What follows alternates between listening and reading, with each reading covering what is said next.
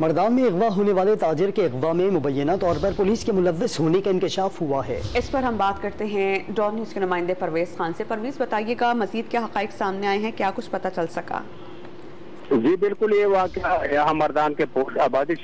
Town کے قریب پیش آیا ہے، جہاں پر منشیات کے روک تھام کے سلسلے میں بنائے گئی پولیس نیٹ ٹیم نے یہاں پر ایک جو کورس ایجنسی کا ان کا تاجر ہے، ایک معروف تاجر کو اٹھا لیا اور ان کو تقریباً 48 گھنٹے یہاں پر حبس بے جان میں رکھا، جہاں پر بعد میں ان کی بائی کی موبائل فون پر انہوں نے رابطہ کیا اور ان سے 2 کروڑ روپے تاوان کا مطالبہ کیا۔ جو مغوی تھا ان کے ساتھ جو بینک کا اے ٹی ایم کارڈ تھا ان کے پاس تھا، تو انہوں نے بتایا کہ اے ٹی ایم کارڈ میرے پاس ہے اور میں آپ کو بینک میں پیسے دوں گا۔